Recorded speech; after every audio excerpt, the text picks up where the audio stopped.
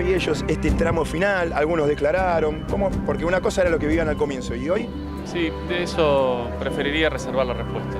Gracias. Son muy sólidos los argumentos de los médicos que ellos pusieron a los efectos de determinar la causal de la muerte.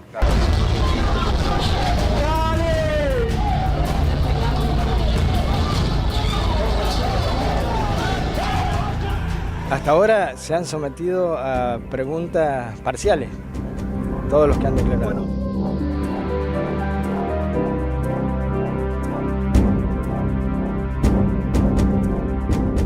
Amigos, estoy acá cerca donde está el pibe y están todos los gritos, está la policía, llaman a la ambulancia, caducó.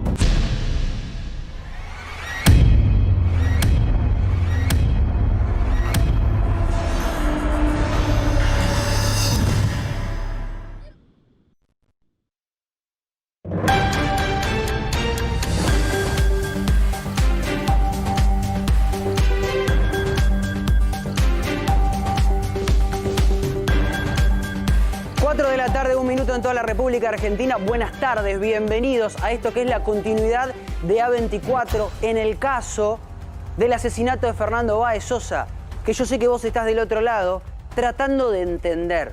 Y en este programa no solamente te vamos a contar información, no solamente te vas a enterar de lo que va a pasar, por ejemplo en la próxima etapa que son los alegatos, no solamente te vas a enterar qué puede pasar el 31 de enero cuando se lea la sentencia, sino que además, en estas 2 horas que tenemos juntos para compartir, vas a entender, o por lo menos vamos a tratar de explicarte qué fue lo que pasó hoy.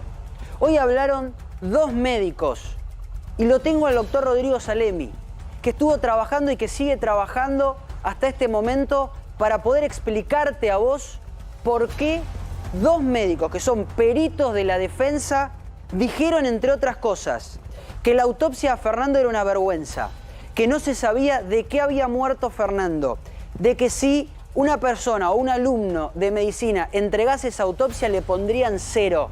Eso dijeron los peritos de la defensa. Lo que te digo siempre, les pagan para que digan eso, ¿eh?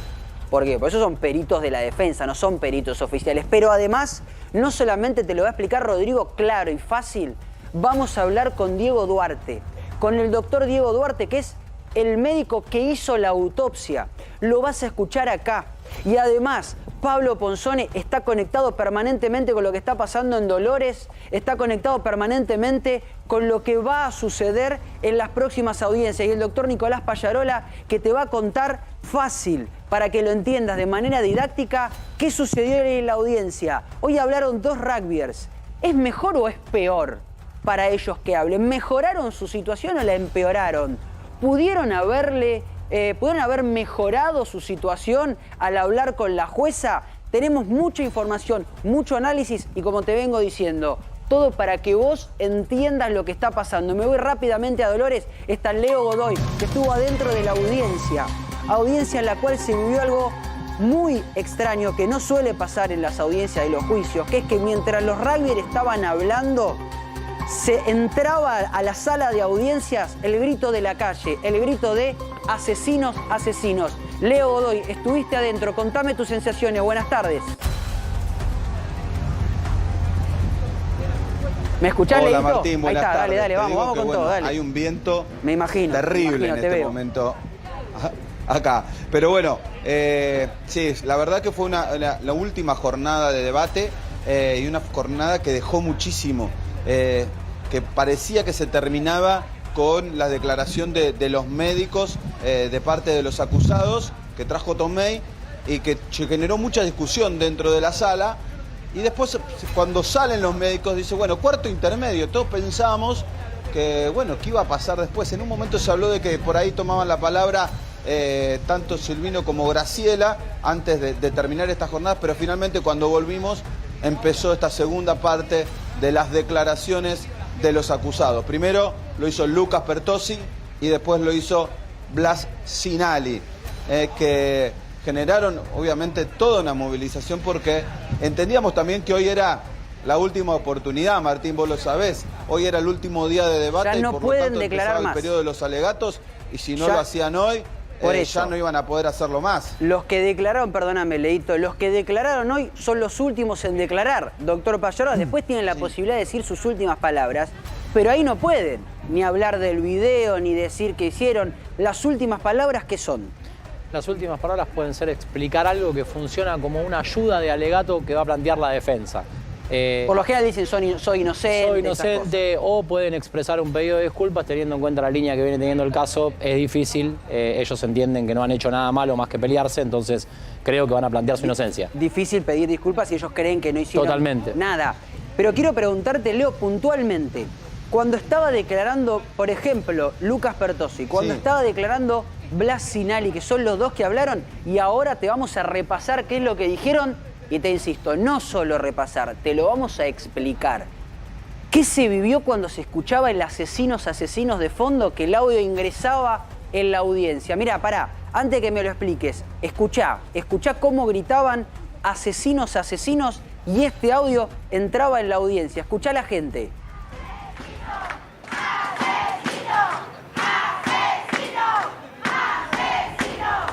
Esto es lo que pasaba afuera mientras hablaban.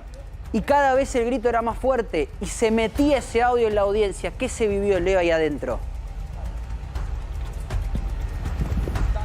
No, mirá, se vivieron momentos, la verdad, muy fuertes. De los más fuertes que podría relatarte de estas 2 semanas y media. ¿Por qué? Porque primero que se sumaron muchos más padres de los acusados. Allí adentro vos tenías todos los que no habían podido participar de las audiencias porque ellos iban a ser testigos y testificaron. Y ¿sabés qué pasaba, Martín? Se agarraban la cabeza, se tapaban los oídos, trataban de no escuchar. Los acusados se miraban entre ellos y trataban entre prestar atención a lo que decía su compañero que estaba declarando y mirarse porque entraba. Y en un momento muy particular había alguien que los nombraba uno por uno y la gente respondía asesino. Tremendo. Iban nombrando a cada uno y la respuesta nuevamente era asesino. Y ahí se tapaban los oídos, se apoyaban contra los cabezales del asiento de adelante para tratar de evitar que eso no se metiera. Pero tenían la ventana al lado. Por lo tanto no lo podían evitar. Fue un momento, la verdad, muy fuerte. ¿Qué momento, por favor? La gran pregunta. ¿Ayudó o no ayudó a los rugbyers en lo que va a ser la sentencia que hayan hablado? Primero, resúmime, Pablo, ahora lo vemos en detalle.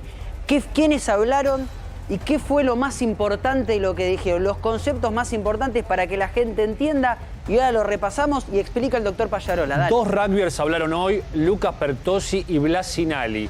Lucas Pertossi, si bien se ubicó en el lugar, aseguró que él no le pegó a Fernando, que registró el video que nosotros mostrábamos, que empieza en el momento de la cocina, explica por qué empezó a filmar. Dice, yo no empecé a filmar para registrar la pelea, sino que empecé a filmar en la cocina porque yo escucho a uno de los patobicas decir, lo sacamos por la cocina por Thompson, por su amigo, y los cagamos a palos. Entonces ahí él dice que para protegerse empieza a filmar. Lucas Pertossi es el de caducó. Sí. Es el que dijo en el audio caducó. Bueno, él explica por qué dijo caducó. Pará, antes de que te enojes, te voy a aclarar algo. Todo lo que ellos dicen es interpretativo, es algo que nunca se va a poder chequear. Por ejemplo, ellos dicen, no, yo dije caducó porque escuché que alguien en la calle lo decía. Exactamente. Blas Sinali, que es el otro, y ahora vas a contar los detalles más importantes, dice, no, yo hablaba de matamos a uno porque escuché por ahí que alguien lo decía en la calle, entonces yo lo repetí. Son todas cosas interpretativas incomprobables, inchequeables, como por ejemplo, y ahora me completás con Blas Sinali, pero le quiero decir al doctor, ellos dicen permanentemente, y hoy Blas Sinali lo dijo, vimos que le estaban pegando a uno, entonces fuimos a reaccionar. Y el fiscal le pregunta, bueno, ¿y ese uno? ¿Quién era? ¿Y ellos qué responden? No me acuerdo. No lo sé, no me acuerdo, no lo vi, no lo sé. ¿En qué ayuda? ¿Qué hace esto? Porque la verdad que decís, sí, vimos que le pegaban a uno, pero no podemos decir a quién le pegaron, ni entre cuánto, ni qué, ni por qué. ¿En qué los puede ayudar? No, incluso se habló de un tacle, de que cometieron un tacle, y eso no aparece en ninguna de la evidencia. Ayudar, francamente, entendemos que no puede ayudar en nada, simplemente puede contribuir a la confusión que está tratando de plantear desde su estrategia jurídica Tomei. Generar confusión, sembrar una duda, que en algún punto responde a una idea de que miente y algo quedará, como una frase triste, pero no deja de ser lineal con todo lo que se viene planteando en el marco de la defensa. Mirá, la primera duda que deja realmente es para todos nosotros que venimos siguiendo el caso. Porque cada uno de los rugbyers que habla dice que ninguno le pegó a Fernando.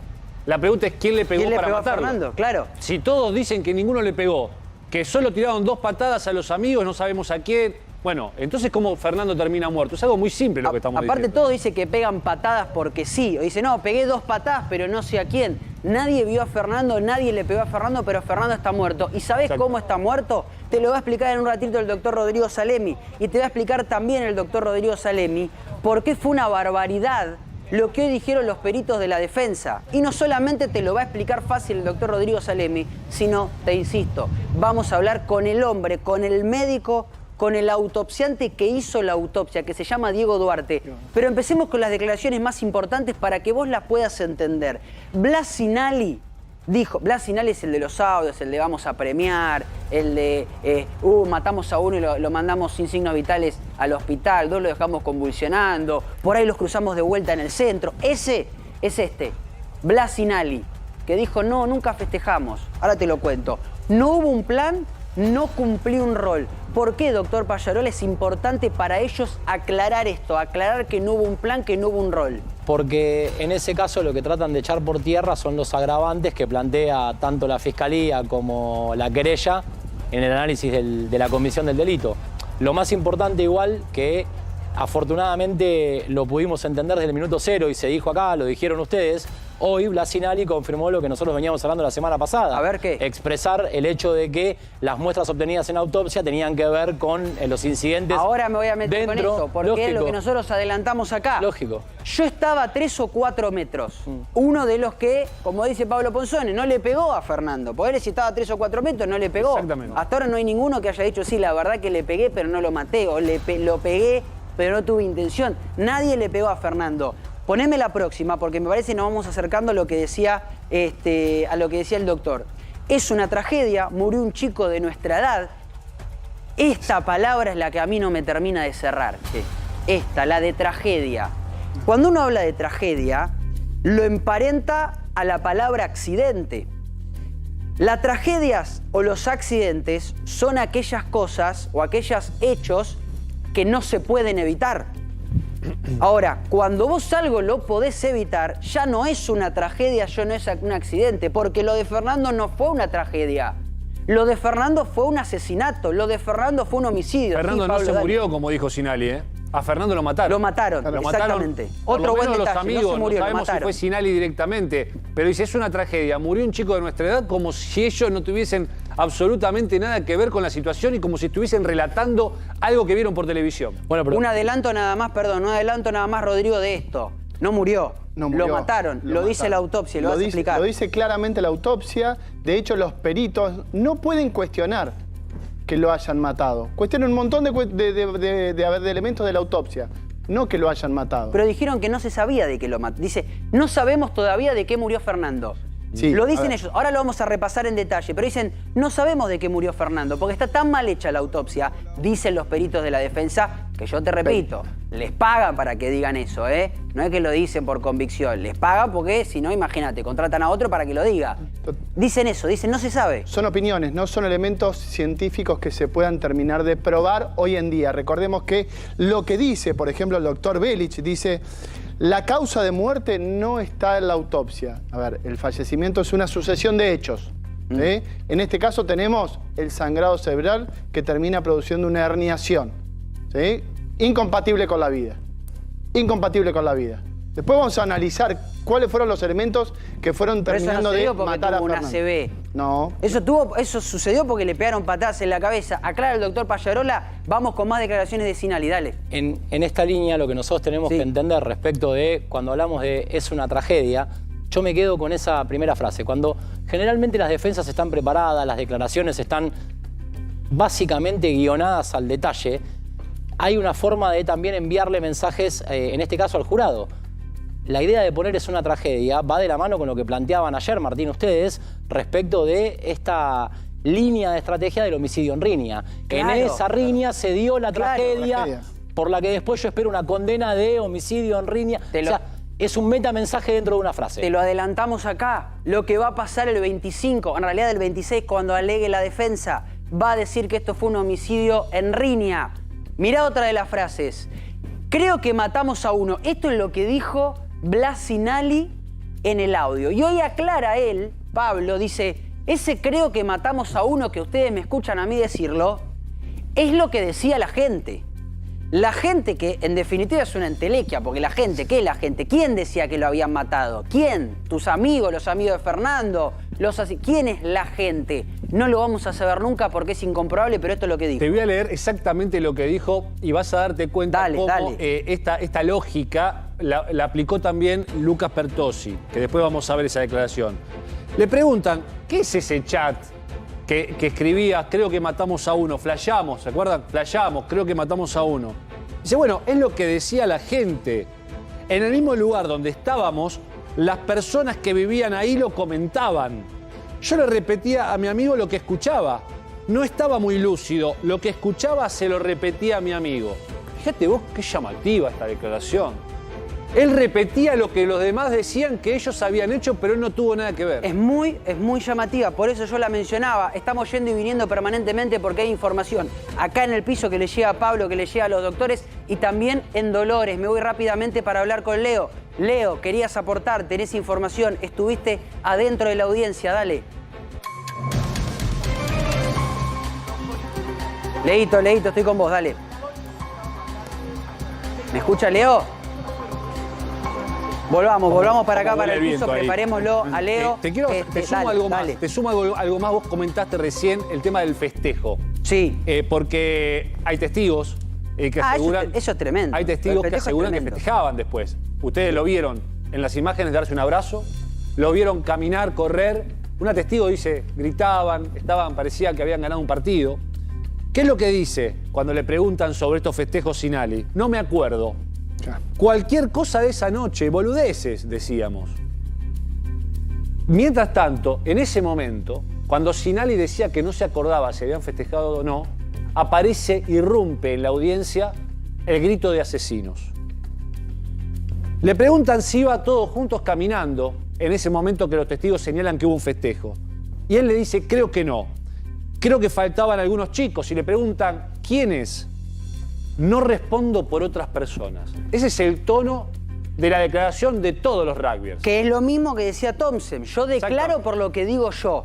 No declaro por lo que dice por otras personas. O sea, declaro por mis actitudes, no por las actitudes del resto. Esto tiene que ver probablemente, y ahora nos metemos con, yo creo, una de las cosas más controversiales que tiene este juicio hasta ahora, que es lo que dijeron hoy los peritos. Pero esto de yo no hablo del otro tiene que ver con no quiero pisar el palito. Tiene que ver con no quiero complicar al de al lado por las dudas. Yo lo que entiendo es que el doctor Tomei nos está diciendo por interpósitas personas cuestiones que va a usar en su alegato. Entonces, en esa inteligencia y en esa línea apareció la declaración de Máximo Thompson, apareció la declaración de Luciano Pertossi, apareció la declaración de Lucas Pertossi y aparecieron todas las declaraciones. Esa es la línea. Y otra vez el argumento del alcohol. Al finalizar prácticamente la declaración, hoy en la última audiencia para poder declarar, los rugbyers, Blasinali le preguntan, cuando decís creo que matamos a uno, ¿lo decís en primera persona? ¿Sintió algo? Le preguntan a Sinali. ¿Sabes lo que dice? ¿Qué dice? No me acuerdo el horario, eran las 6, 7 de la mañana, estaba totalmente borracho, no sabía lo que estaba diciendo. Otra vez, el alcohol como justificativo. Y hoy te decía que probablemente lo más controversial de todo fue lo que dijeron los peritos de la defensa. En un juicio, insisto, este es un programa para que vos entiendas lo que está pasando en Dolores. En un juicio, en un proceso, están los peritos médicos, informáticos, oficiales. Y también están los que ponen las partes, los que ponen la querella, los que ponen la defensa. ¿Para qué? Para tener injerencia en justamente las pericias, para que no pase nada extraño, cada uno pone algún especialista suyo que le pagan para que controle. Bueno, acá pasó exactamente lo mismo. Y por supuesto, esos peritos a los cuales le termina pagando la defensa o la querella, y no te digo que mienten, pero tratan de tirar agua para el molino de quien le pagaron, la querella o la defensa. Pero esto tiene límites. Límites que evidentemente hoy se quebrantaron. Porque presta atención a lo que dijeron hoy los peritos de la defensa. Es decir, aquellos que llevó Tomei, aquellos médicos que llevó Tomei para que analicen la autopsia. Que dicho sea de paso, son prestigiosos los médicos. Pero dijeron esto: la autopsia no explica por qué murió Fernando. La autopsia no explica por qué murió Fernando. Yo no te lo puedo explicar fácil. Pero quien te lo puede explicar fácil es Rodrigo Salemi. ¿Es verdad que la autopsia no explica por qué murió Fernando? No, es incorrecto. Esta expresión, ¿sí?, es una expresión incorrecta. ¿Por qué, Martín? Vamos a ver cómo justifican ellos. Porque dice que la autopsia no mató, no explica por qué mataron a Fernando. ¿Por qué mataron? Porque no se murió, lo mataron. Porque ellos dicen, no explica de qué murió Fernando. Hay que acordarse de eso. Mataron a Claro, Fernando. exactamente. Y ponen esta foto, dice hemorragia intracraneana. ¿Sí? No dice, y se hacen referencia a que el doctor Duarte no explica cuál fue la arteria que sangró, cuál fue la vena que sangró, si era un hematoma subdural. Estas son las tres posibilidades que tenemos de una hemorragia intracraneana. Un hematoma subdural por debajo de la dura madre, que genera un sangrado muy abundante, puede ser compatible con la vida. Un hematoma extradural, generalmente son más chiquitos, se contienen por el cerebro. Ahora, lo complicado de esto es la hemorragia intracraneana. Pero eso... De nada vale saber si fue la comunicante posterior, la comunicante anterior, la arteria cerebral media, la oftálmica, la que se rompió. No cambia en nada esa situación. El tema es que esta hemorragia fue la que generó un sangrado tan abundante dentro del cerebro, dentro de la cabeza, del cráneo de Fernando, que terminó generando justamente que el cerebro intente salir por un agujero que es la columna vertebral, comprima un elemento que se llama centro cardiorregulador y produzca algo que se llama paro cardíaco. Pero acá voy a la lógica. Y la lógica indica todo eso que Salemi nos está explicando, todo eso que vos, Rodi, nos explicás. ¿Por qué se da? Porque le patean la cabeza. Sí, pero es que y queda entonces, claro. a ver, ¿por qué no es que estaba parado, tuvo una ACV, se cayó y se desmayó? Todo eso pasa porque alguien le pateó la cabeza. Que lo que tenemos que hacer es contextualizar la autopsia. Critican el mecanismo de la autopsia, si la autopsia está registrada, si la filmaron, si sacaron fotos, pero lo que no se puede cuestionar, lo que es incuestionable, es por qué se produjo esto. Claro. ¿Por qué? ¿Por qué? Porque le patearon la cabeza. O sea, es una consecuencia de una causa, de un mecanismo que ejerce justamente una patada, que fue lo que le pasó a Fernando. Voy con otra. Poneme la anterior, por favor, Uri, querido. Porque me parece que la anterior... Este perito. La anterior es importante. ¿Cómo se llama este perito? Juan José Fenoglio. Juan José Fenoglio. De parte.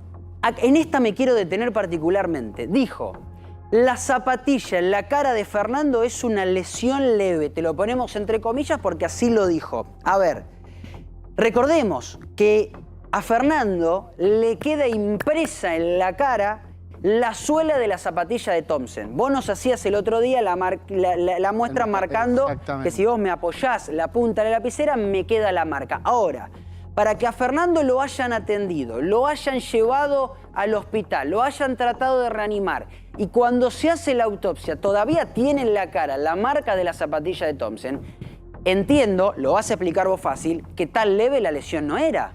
Tan leve la lesión no era, Martín, y lo que dicen justamente los peritos es que, basado en cierta evidencia, ¿por qué no se registró justamente, no se hizo un corte sobre la lesión para ver cuál era la profundidad?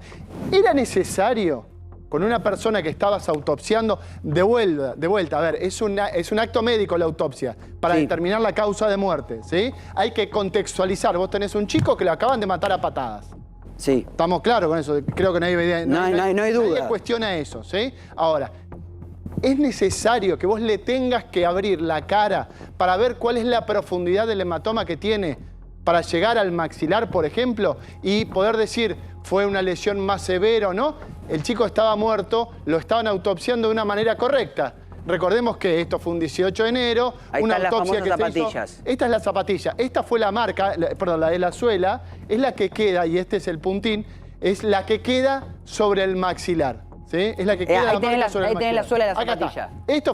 ¿Esta fue la marca? La anterior, la anterior, sí. porfa. Ahí se ve, Fíjate. ahí se ve claramente que esa suela de la zapatilla es la que finalmente termina impresa. Aparte, quiero que sepan algo. Nosotros, por supuesto, terminamos accediendo también a las fotos de la autopsia, que por supuesto no las vamos a distribuir jamás, ni se van a mostrar jamás, ni el gran público las va a ver nunca porque son tremendas, porque estamos hablando de cómo asesinaron a un chico. Pero ahí yo, sin ser médico, me doy cuenta claramente que se ven las marcas de la zapatilla. Se ve no la hay marca que ser esta. un especialista. A ver, Martín, esto es lo que se ve justamente el ondulado esto, pero esta es la marca que termina de generar justamente la pericia escopométrica para decir, esta es la zapatilla, porque coincide precisamente con la marca. Si vos me preguntás, ¿esa patada lo puede haber matado? La verdad que no lo podemos saber con el diario de hoy. ¿Sí? Tampoco se puede saber con la autopsia. La ciencia médica no es tan exacta para decir, esta fue la patada que lo mató. Ahora, si fue una sucesión de patadas y de golpes que terminaron con la vida de Fernando. Otra de las frases, y ya vuelvo a Dolores, porque me llama Leo Godoy, sigue habiendo novedades con respecto a lo que va a pasar en las próximas audiencias y también con lo que está por pasar en la cárcel de Dolores. Hoy es día de visitas. ¿Irán los padres a visitarlos? Algunos dicen que sí, otros dicen que no. Enseguida voy con eso. Otra de las frases que dijeron hoy los médicos, te lo estamos explicando fácil para que vos lo entiendas. La lesión en el hígado es una consecuencia del RCP. De vuelta, tratan de echarle la culpa al RCP. Lo dijeron en varias audiencias y ahora los médicos de la defensa, los médicos de los rugbyers, para que vos lo entiendas, vuelven a hablar del RCP. Sí. La lesión en el hígado, te pregunto, ¿es una consecuencia del RCP? No, claro. A ver, recordemos de vuelta, tratemos de contextualizar el momento que estamos analizando. Es un chico que estaban autopsiando porque lo habían matado a golpes. Patadas, piñas, lo que vos quieras, lo habían matado a golpes. La lesión del hígado se puede dar, sí, está descripta. ¿Sabés en qué porcentaje? 0,01% de las veces. A ver, pará. A ver, explícame de vuelta eso más fácil, no entendí. La lesión del hígado se puede dar cuando hay una maniobra de reanimación demasiado exagerada. Generalmente se da en pacientes añosos, ¿sí? Y en un porcentaje de 0,01% de las veces. O sea, las veces que haces RCP, muy poquitas veces pasa eso. Y casi nunca, te diría. A ver, y vamos a tratar de cambiar este mensaje que estamos discutiendo. Sí. La reanimación cardiopulmonar salva vidas. Ojalá hubiera más Virginias por la calle, porque esto es lo que generaría que muchas más personas se salven. Nadie diga, yo no me meto. Si a vos te dicen que sos el culpable de un crimen porque hiciste RCP, ¿quién se va a meter a hacer RCP? Totalmente, es un mal mensaje. A ver, es un mal mensaje. Pero espera, poneme la otra, por favor, Juli, porque esto también lo cuestionaron, ¿eh? A ver, ¿dónde se habían colocado? Esto es dónde se habían colocado los elementos del cardiodefibrilador. A ver, ¿eso qué dijeron de eso? En la foto, cuando pudimos acceder, decía que uno de los catéteres, uno de los electrodos estaba colocado acá y el otro acá. Era una mala posición, pero recordemos que, a ver, el desfibrilador automático que hoy en día equipan todas las ambulancias que generalmente asisten a este tipo de eventos, registra esto, ¿sí? Registra una onda que se llama electrocardiograma. Si está bien registrado, el electrodo está bien colocado. No se puede, a ver, no pueden cuestionar eso. ¿Por qué? Porque en el cuerpo de Fernando había marcas acá y acá, y los doctores decían que estaba mal colocado el tema del cardiodefibrilador. Que esto podría haber agravado el cuadro. Qué impresionante esto que te explica Rodrigo, porque te lo explica claro, te lo explica fácil, para tratar de entender qué es lo que hoy intentaron meter los peritos de los rugbyers. Y me voy al otro perito, que dijo esta frase que yo recién te la adelantaba y quiero que la expliques vos, que la agarres vos, Rodri. El escrito de la autopsia da vergüenza ajena. Vos hoy a la mañana me dijiste, yo tengo la autopsia completa. Me enviaste la autopsia completa, que tiene, no sé, como 30 y pico de páginas. Sí. La analizaste, la leíste y te pregunto, ¿da vergüenza ajena la autopsia? No. ¿Por qué no? Porque yo no soy quien primero para cuestionar a un colega que estaba en ese momento. Es un acto médico, ¿sí? Para que dé vergüenza ajena debe haber sido un acto médico completamente aberrante. Y lo único que hizo el doctor Duarte fue analizar correctamente el cuerpo de Fernando, contextualizando que era un chico que lo habían matado recientemente a golpes, Martín. A ver, tratemos de entender esto. Lo habían matado recientemente a golpes. El doctor Duarte comenzó la autopsia el día 18 de enero de ese 2020 a las 12 del mediodía. Fernando había muerto 4:44 de la mañana. O sea, estamos hablando como 6 horas después. 6 horas después. 6 horas después. Sí, un poquitito. Es cuando 8 horas la después, autopsia. él había empezado a autopsiarlo. Y todavía, perdón, vuelvo un segundo para atrás, todavía No se tenía sabe. la marca de la cabeza, de la zapatilla, Sí, de la zapatilla de la Totalmente, y todavía en la no cara. se sabía que había pasado, ¿eh? No se sabía. Todavía no se sabía. Claro, Había un porque, chico muerte. porque es verdad, ahora es fácil ver los videos y decir, bueno, lo mataron a patadas, entonces, una vez que lees la autopsia, empieza a cerrar todo. Pero al médico le llega la autopsia sin ver los videos, sin saber qué había pasado, cuántos le habían pegado, si le habían pegado con un fierro, con una patada, con la mano, llega sin esa información. Sin esa información, y el médico hace un relato de lo que ve inmediatamente. Poneme la otra porque quiero hacer también un poquitito... no, la otra, donde se ve esta, exactamente. A ver, dale, ¿qué es tratemos eso? de entender esto. Sí. La lesión del hígado que tenía Fernando estaba más o menos en este sector. ¿Sí? Una Que es la lesión que de vos 7 decís que centímetros. se hace 0,01% Exactamente, de puede las pasar. veces que se hace RCP. Exactamente. Sobre más o menos este cuadradito Sí. es donde se coloca la mano y el talón para hacer las compresiones de reanimación. Sí. Puede pasar, sí, generalmente pacientes añosos, se rompe una costilla. Fernando tenía un hemotórax, dice que no está descripto también en la pericia, no lo está diciendo la autopsia. Recordemos que la reanimación, fíjate lo lejos que está desde el punto de vista físico, ¿sí? Donde se apoya. ¿Puede haber una mala compresión? Sí, puede pasar, pero de vuelta, a ver, tratemos de cambiar ese mensaje. La reanimación cardiopulmonar salva vidas y se hace en un momento donde vos tenés un chico que no le detectás pulsos, no se le detectaron pulsos. Por eso es que Virginia comienza con la reanimación y ella estaba avalada por la Cruz Roja. Pero mira esto, esta otra frase que tengo acá. Dice, el RCP no lo mató. Ya, si hubiesen dicho que lo mató, ya era demasiado, ¿no? Ya... Bueno, pero lo intentaron, Intentaron, pero ya si decía que lo mató el RCP, estuvieron cerca. No te olvides pero que no le Tomé dijeron. intentó decir... Intentó justamente. decirlo, pero dice, el RCP no lo mató, pero agravó la situación. ¿Cómo se puede entender mientras vemos el video del RCP? Y te digo de vuelta, ponete un ratito en la cabeza, en la piel, en los zapatos de esa gente que tenía un chico sin signos vitales, todo golpeado, sangrando y había que tirársele encima a hacer RCP. No es para cualquiera, no es fácil. Pero es cierto, como aseguró y el perito, declaran bajo juramento decir verdad, ¿no? Por supuesto. O sea, no pueden mentir, ¿no? Por supuesto. Si mienten, tienen consecuencias. Bueno, dice, agravó la situación el RCP.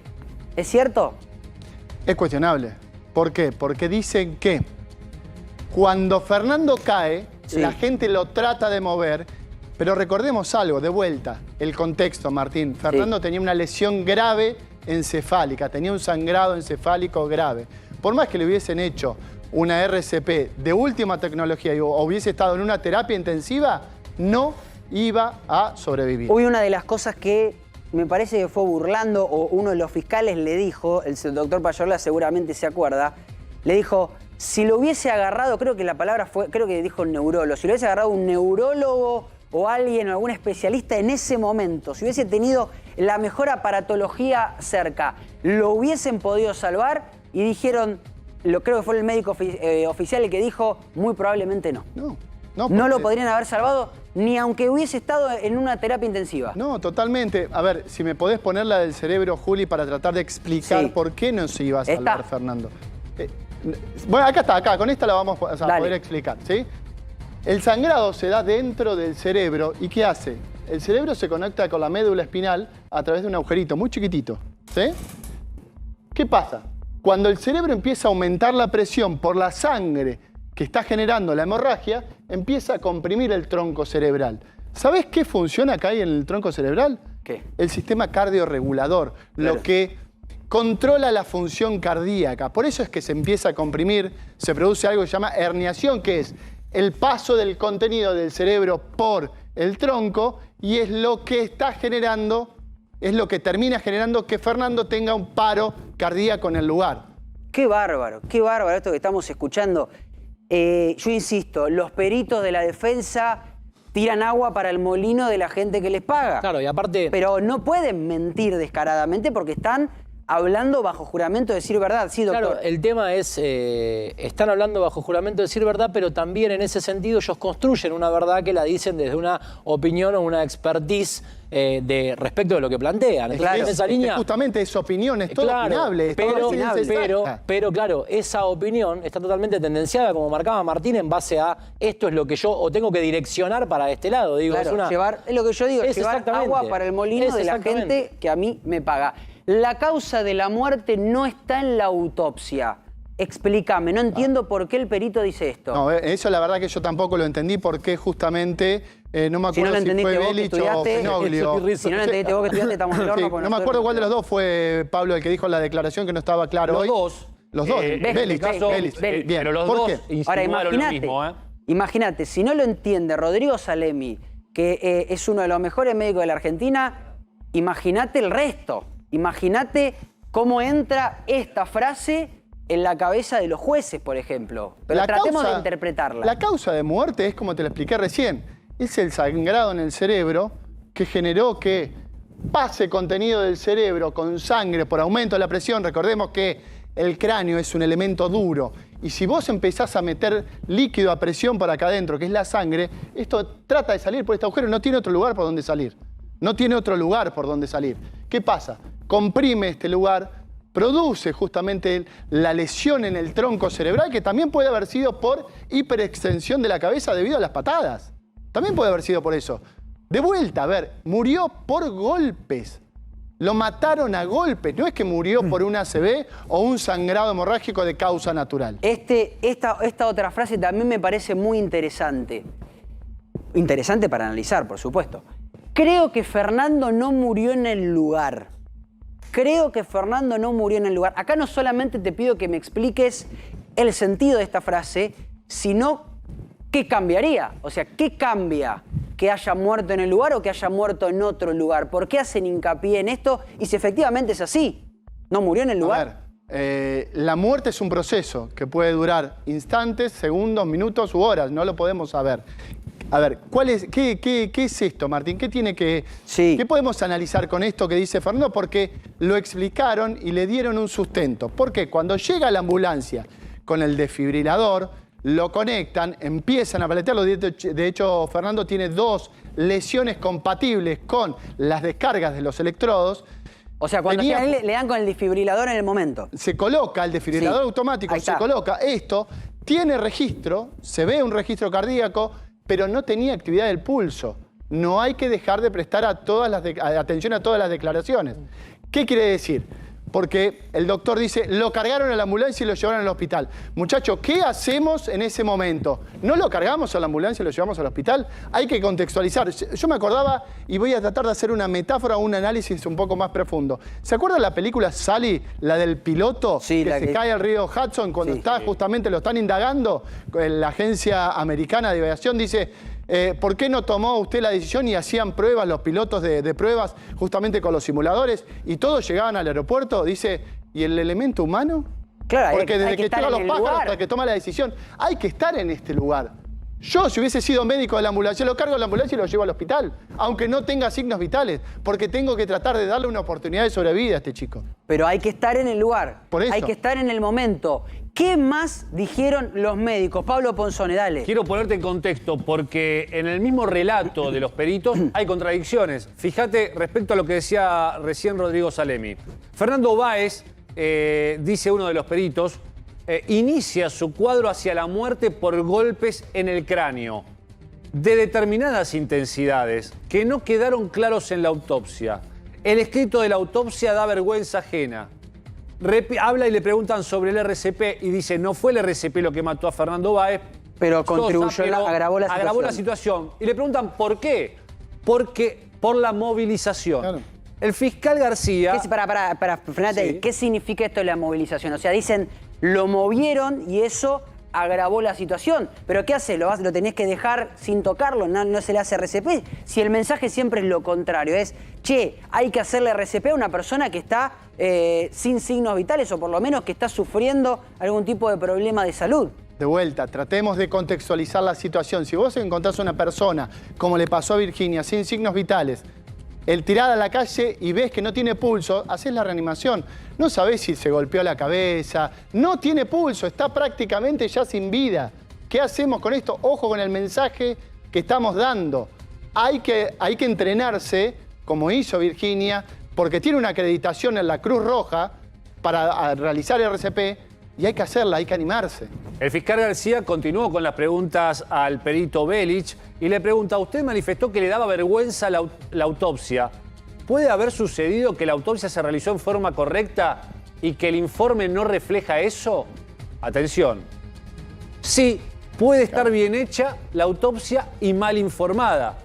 Tras aclarar esto, el abogado Fabián Améndola, que es parte de la querella, comenzó con una serie de preguntas también para el perito Belich, que asegura que la causa de muerte no está plasmada en la autopsia. A ver, quiero que explique. Dale, terminá eso y explica, ¿El Rodrigo. acta se refiere al origen de los traumas? O sea, las razones por las cuales ese cuadro y proceso de muerte comenzó. No. Dice, no recuerdo si menciona si fue el origen de los traumas. Sí que hay una persona politraumatizada en el suelo. El aplastamiento del hígado, le pregunta a Améndola, y ya terminamos, ¿puede haber sido con el pie en vez de con las manos? El tema es que dice Belich, es que no hay lesión en la piel. A ver, no, entonces, a ver. Por ahí no está descripta la autopsia, la lesión en la piel. Es el informe. Claro, el informe escrito que hace el médico forense.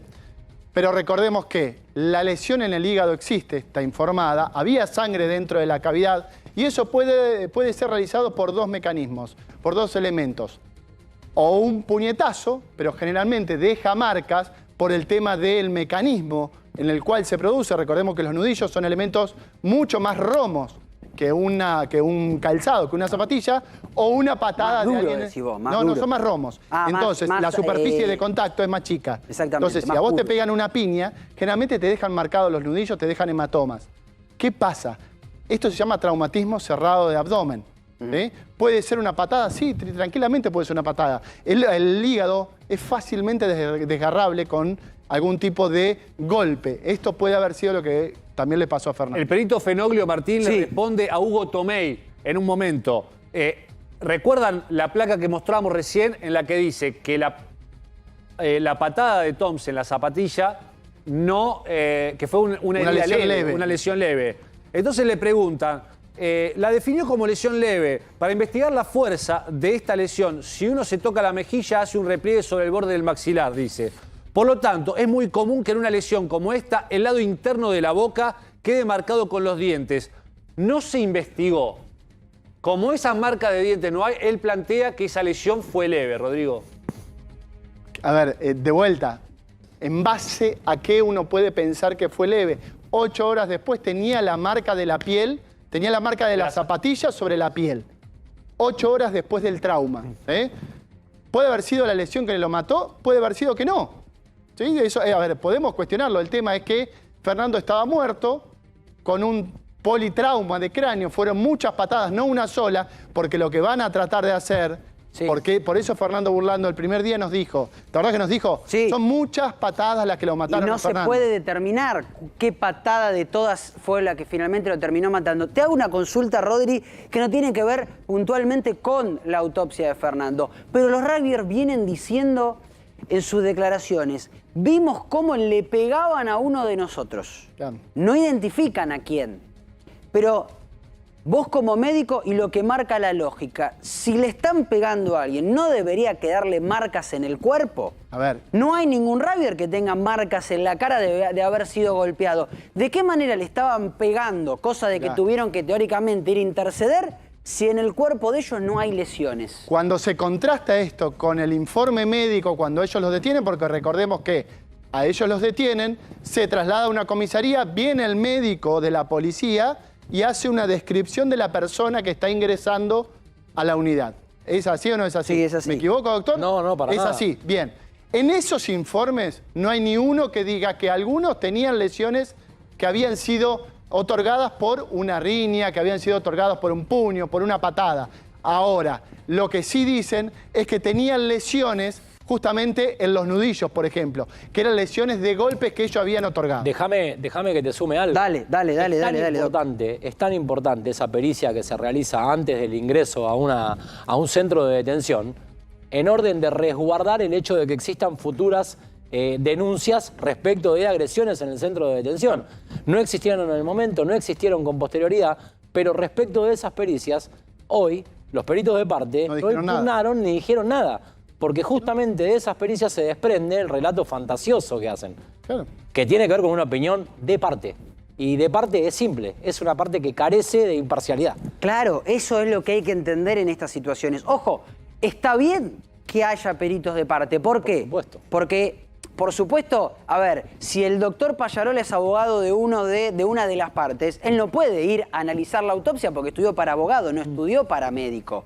Él no puede ir a analizar la pericia informática porque no tiene esos conocimientos. Por eso contratan auxiliares de los abogados que van y chequean la autopsia, la pericia tecnológica y, por supuesto, te vuelvo a repetir, les pagan y cobran bastante, y en dólares, y van y hacen ese trabajo. Y por supuesto que tiran para el lado de la defensa, pero tampoco o de la querella o de quien le pague, de la parte que lo contrató. Pero tampoco se puede decir cualquier cosa.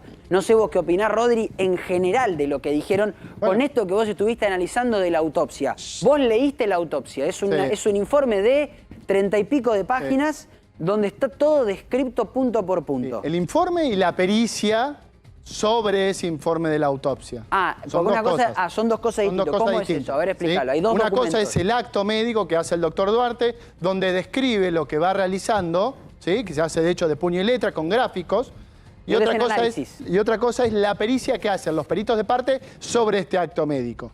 ¿Sí? Entonces vos estás haciendo un análisis de un acto médico en el cual no estuviste presente, pasó hace 3 años, y hay un montón de cuestiones de contextualización que son completamente invalorables. ¿Ayudan los videos? ¿Ayudan los videos? Claro, por supuesto. Porque hoy, por ejemplo, una de las cosas que sucedió cuando declararon los peritos en esto que hicieron, que fue cuestionar la autopsia, estrategia, por supuesto, cuestionemos la autopsia, se proyectaron imágenes del cuerpo de Fernando, imágenes que son tremendas, videos.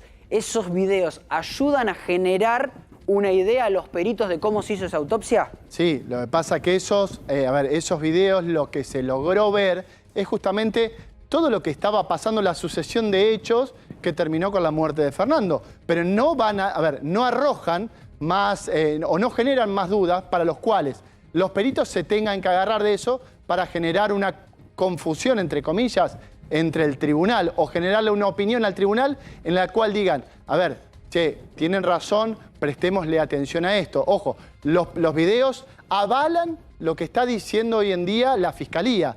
Y hay algo que dijo el doctor Burlando que va a hablar del tema de la ética. Dijo, lo vamos a dejar para adelante el tema de la ética. Y esto va a ser muy importante, Martín. ¿Por qué? Porque no se puede decir cualquier cosa de un acto médico sin tener ningún tipo de consecuencia. ¿Me entendés? Porque acá se está cuestionando al doctor Duarte en un acto médico que lo hizo y lo hizo de manera correcta, porque de hecho lo que trató de analizar es la muerte de un chico que había sido agredido y lo habían matado a patadas y a trompadas, ¿sí?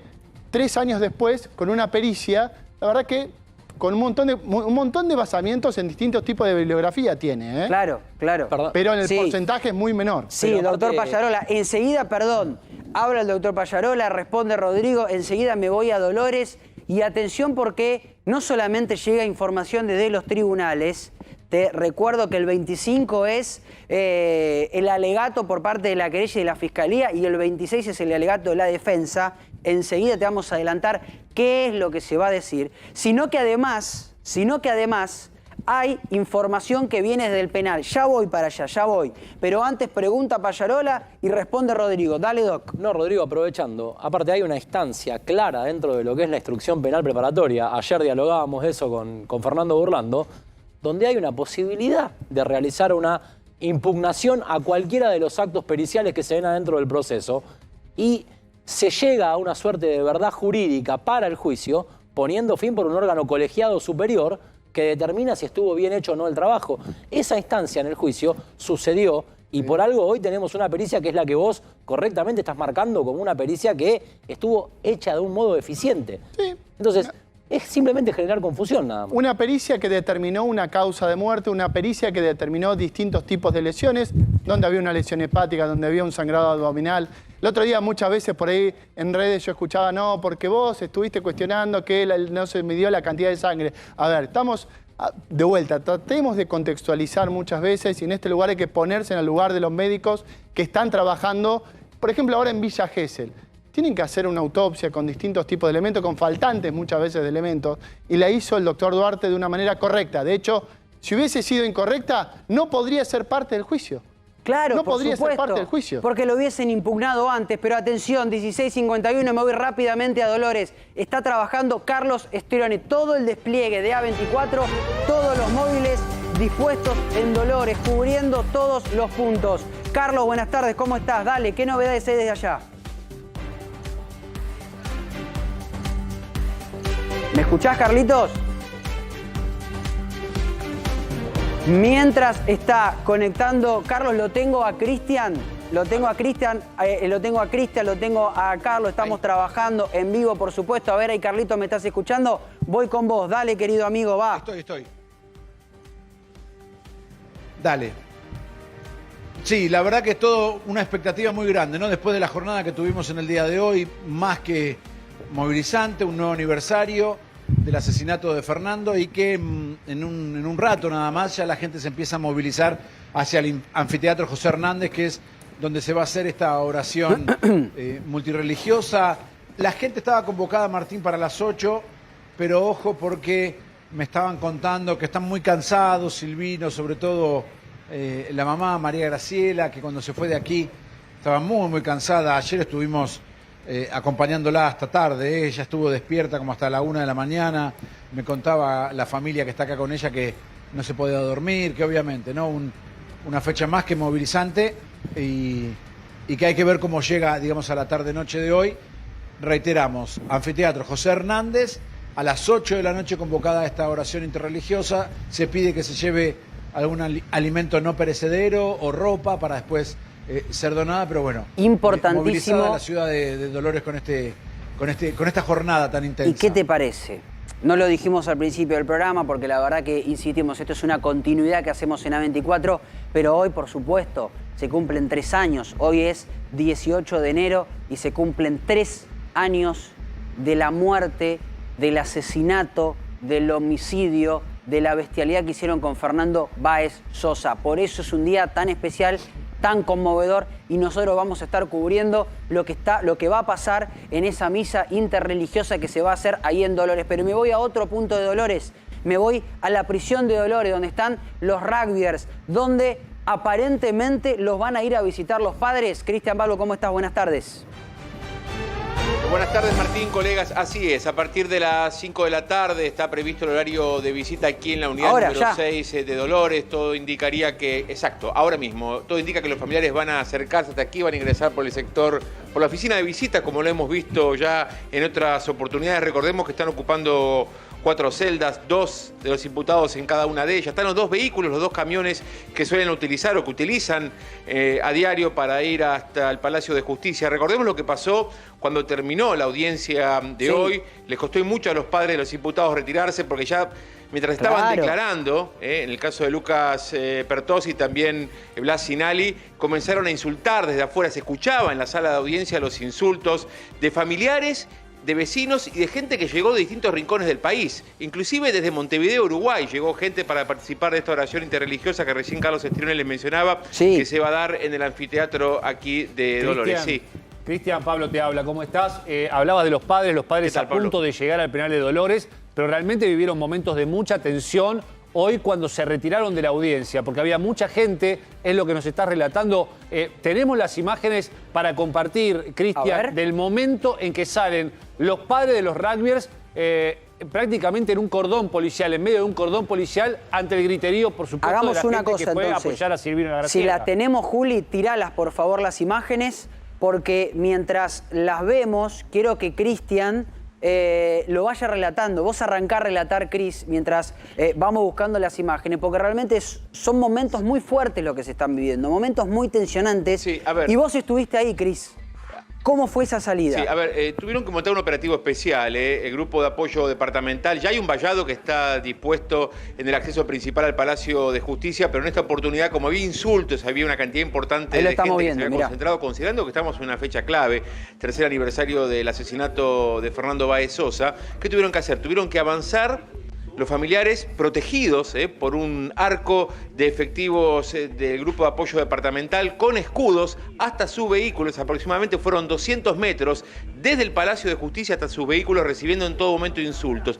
Pero a la par de esto también estábamos acompañando a Silvino y a Graciela, que hay que focalizar ahí también, porque hemos visto una Graciela realmente que estaba muy mal, muy pero muy mal, yendo hacia el otro lado, caminando aproximadamente 4 cuadras hasta un departamento que le prestaron. Aquí los vecinos de Dolores se han solidarizado no solamente con ellos, sino con familiares que han llegado desde el Paraguay en la jornada de ayer para acompañarlos. Les han ofrecido departamentos aquí para que puedan ocupar, para que puedan dormir al menos en la noche de hoy y mañana, y poder acompañarlo a Silvino y a Graciela. Con lo cual se dio de manera simultánea esta realidad. Por un lado, una Graciela que no podía hablar, que salió muy mal, que tuvieron que entre dos mujeres policías acompañarla, una tomada de cada brazo de Graciela hasta este departamento que le han ofrecido para que pueda pasar estos días. Y por otro lado, saliendo por otra puerta, los familiares de los imputados rodeados por fuerzas especiales de la Policía de la Provincia de Buenos Aires bajo insultos. Es una situación realmente compleja la que se vivió hoy cuando finalizó esta audiencia, después de que 2 de los imputados se sumaran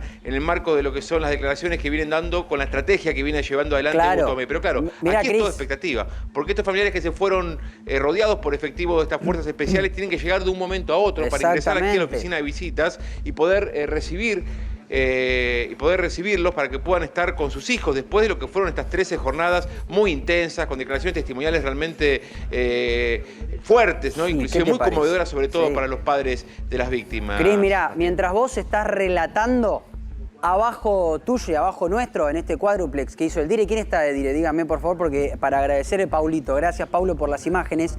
Porque fíjate que abajo nuestro, Cristian, tenemos del lado izquierdo de la pantalla el momento en el cual salían los padres de Fernando y en simultáneo lo que estaba pasando en la otra puerta. Cómo los padres de los rugbyers estaban saliendo en medio de la custodia, creo que debe ser el grupo GAD de la Policía de la Provincia de Buenos Aires, que los estaba custodiando de la cantidad de gente que se les acercaba para gritarles asesinos, lo mismo que le gritaban a sus hijos mientras estaba declarando. Esto es lo que se vive en Dolores.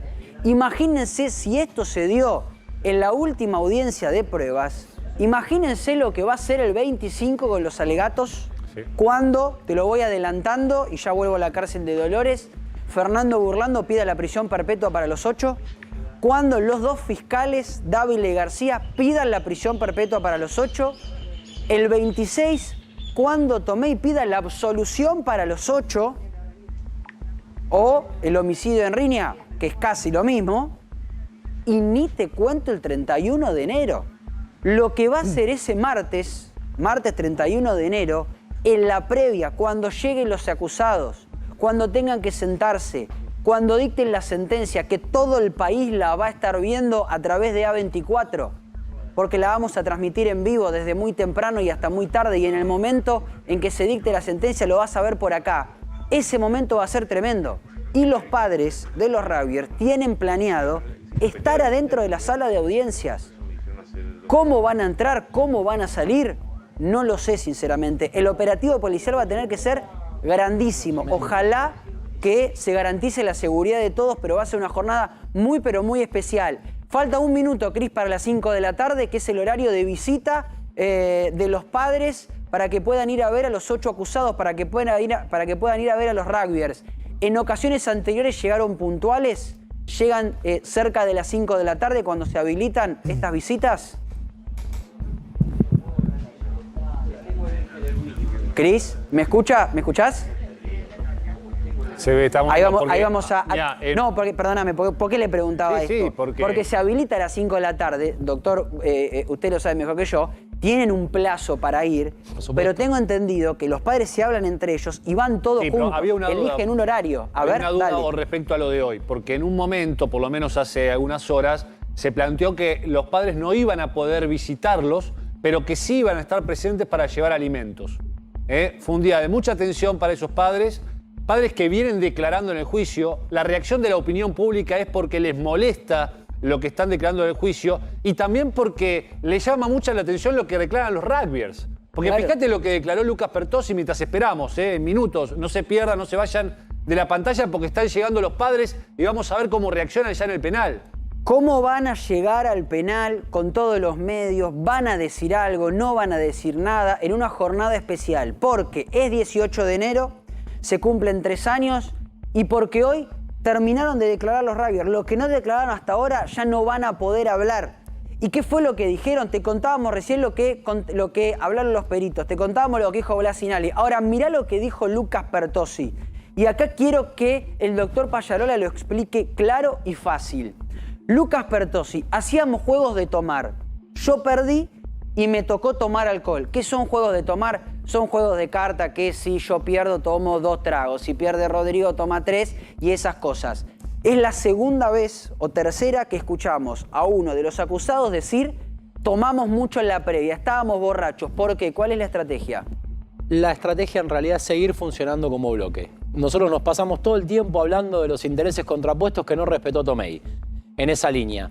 Él sigue operando como bloque. Cuando tuvimos la primera declaración que fue la de Luciano, fue la ficha que dijo yo acá no estoy. Después tenemos fichas que lo que están diciendo es nosotros estábamos bajo los efectos del alcohol. Después tenemos fichas que dicen no premeditamos nada. En algún punto todo apunta a bajar los agravantes que acarrea el delito. Esa es la idea. Otra de las frases. Y esto ya es lo que está pasando o lo que pasó adentro del boliche. Escuché, a este sacalo por la cocina que lo cagamos a palos, entonces saqué mi celular para filmar. Y de esto hay que explicar bastante. Y me vas a ayudar vos, Pablo, y también el doctor Pallarola. ¿Por qué hace mención a esto Lucas Pertossi? ¿Por qué hace mención a esto? ¿Recordás que hay un video donde hay una persona que está grabando cómo lo sacan? Ahora lo vas a ver de vuelta, busquémoslo con tranquilidad, chicos. Que los están sacando por la cocina, no el de la cámara de seguridad. Uno que va grabando de atrás y que se escucha, por ejemplo, tranquilo, machu, tranquilo, o machi, que le decían a Thompson. Bueno, él dice, como escuché a este sacalo por la cocina que lo cagamos a palos, entonces saqué mi celular para filmar. Él quiere explicar esto para que los jueces no crean que sacó su celular para filmar el asesinato. Es este que estamos viendo acá.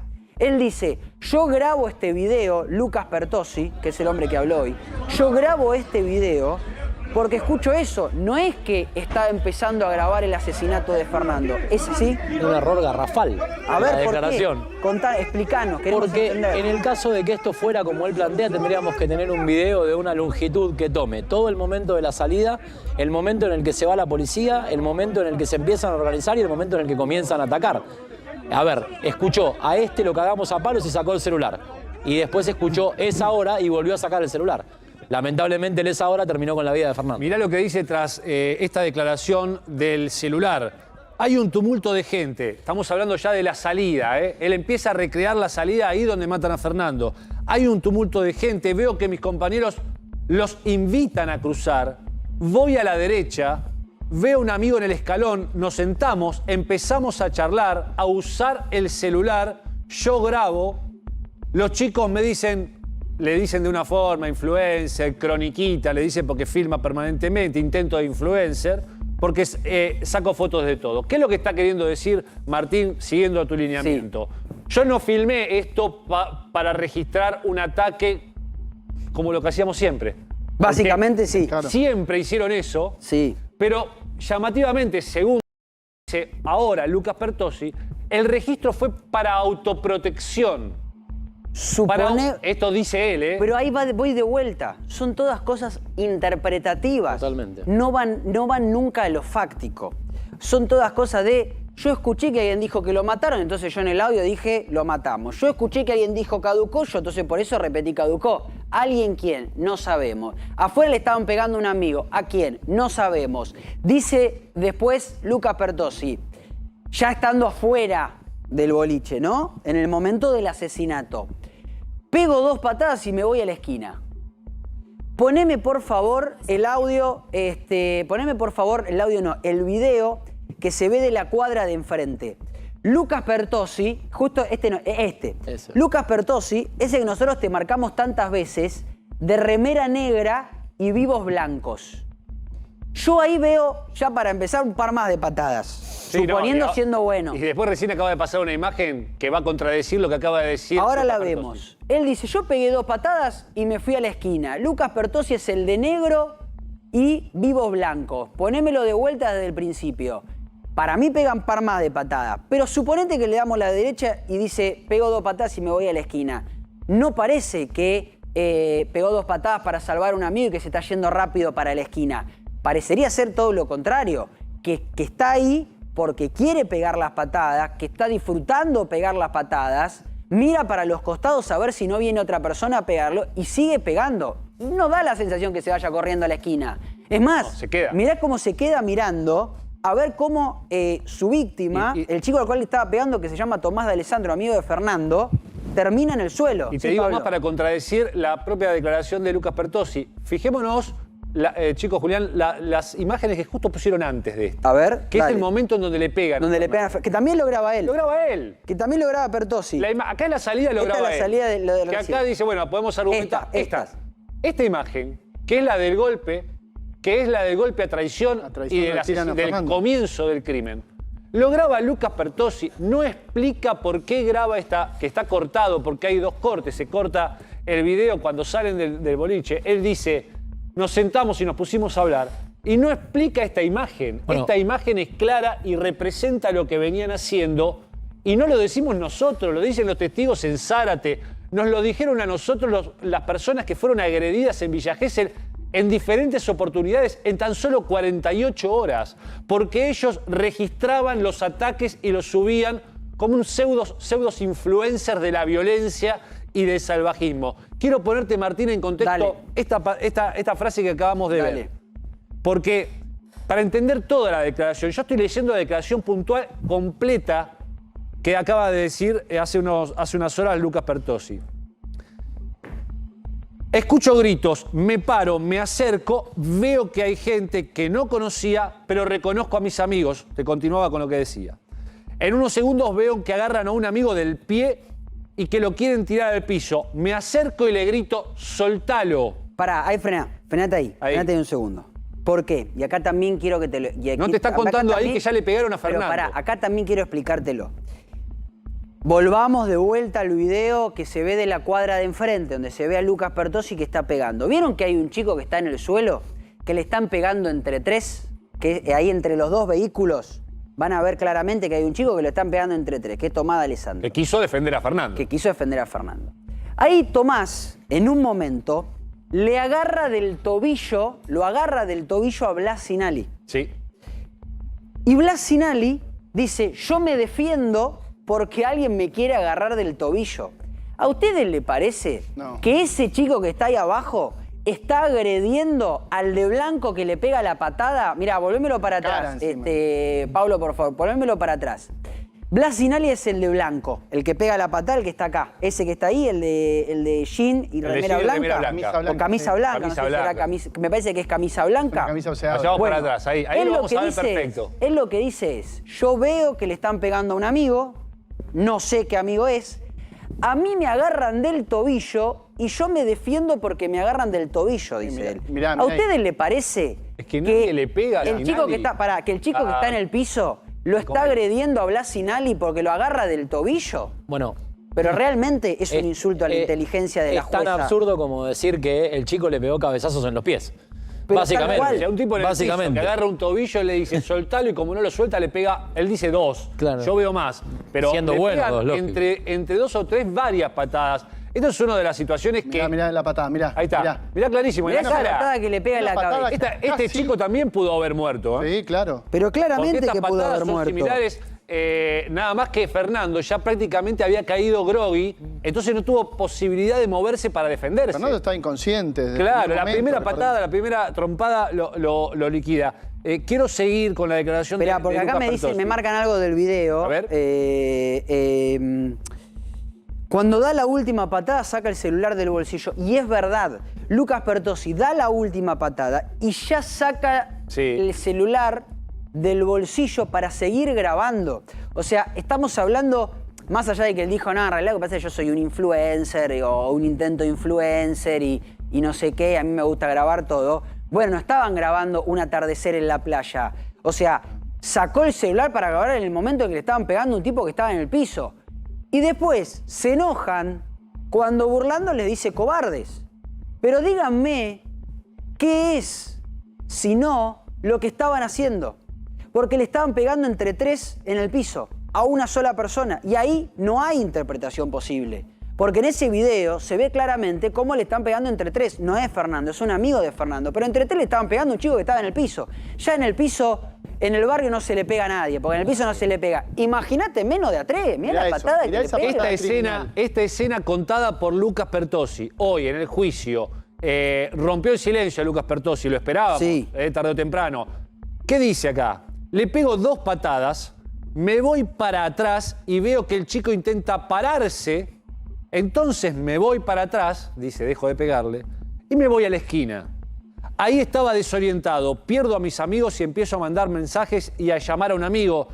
Llamo y me dice que estaba en el mercado.